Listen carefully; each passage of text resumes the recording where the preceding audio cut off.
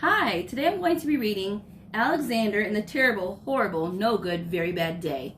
This book is told in what is called first-person narrative, which means it is usually told from if there's a name in the title, like Alexander, it's told from his perspective. So you'll see words like I, me, we, and there's also third-person narrative, which a lot of books are written in actually, and that's where it's told from an outsider looking in. Like, it's like you're watching it happen. So you'll see words like they, them. It's a little bit different. So yes, this is told in first person. If you want, you can actually research first and third person narrative. I bet your teachers will appreciate that. So yes, let's dig into the story. Alexander and the Terrible, Horrible, No Good, Very Bad Day by Judith Vorst. Illustrated by Ray Cruz. I went to sleep with gum in my mouth, and now there's gum in my hair.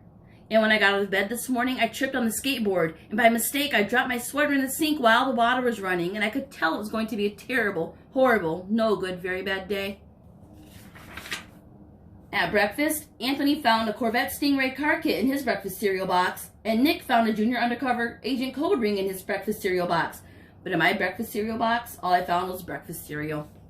I think I'll move to Australia.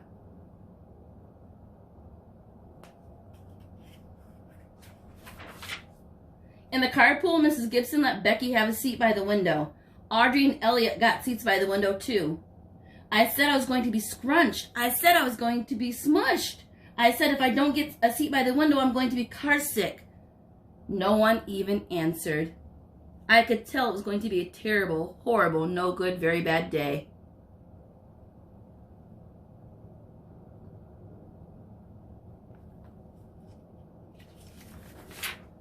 At school, Mrs. Dickens liked Paul's picture of the sailboat better than my picture of the invisible castle. At singing time, she said I sang too loud. At counting time, she said I left out 16. Who needs 16? I could tell it was going to be a terrible, horrible, no good, very bad day.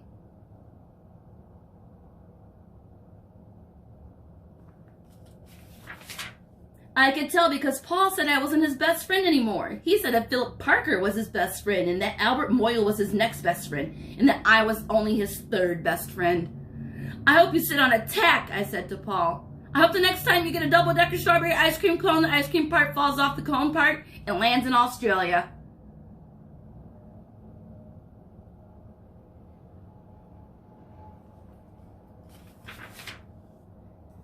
There were 2 cupcakes in Philip Parker's lunch bag, and Albert got a Hershey bar with almond, and Paul's mother gave him a piece of jelly roll that had little coconut sprinkles on the top. Guess whose mother forgot to pack dessert? It was a terrible, horrible, no good, very bad day.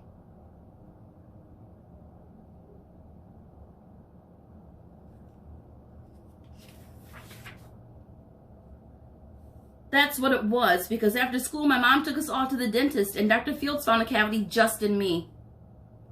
Come back next week and I'll fix it, says Dr. Fields. Next week, I said, I'm going to Australia.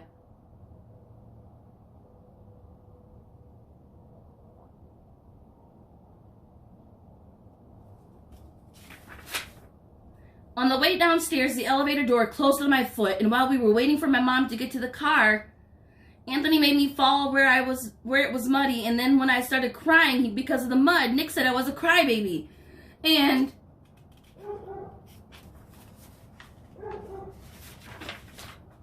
while I was punching Nick for saying crybaby, my mom came back with the car and scolded me for being muddy and fighting. I am having a terrible, horrible, no good, very bad day, I said to everybody. No one even answered.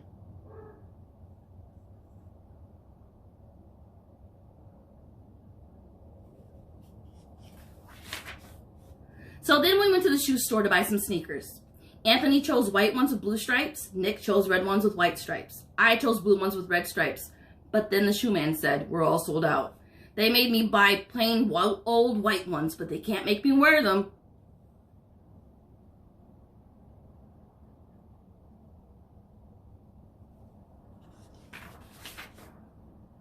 When we picked up my dad at his office, he said I couldn't play with his copying machine, but I forgot. He also said to watch out for the books on his desk, and careful as could be except for my elbow. He also said don't fool around with his phone, but I think I called Australia. My dad said please don't pick him up anymore. It was a terrible, horrible, no good, very bad day.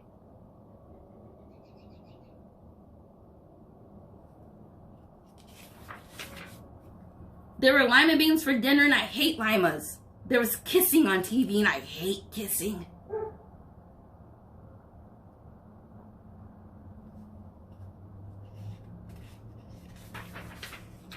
My bath was too hot, I got soap in my eyes, my marble went down the drain, and I had to wear my railroad train pajamas. I hate my railroad train pajamas.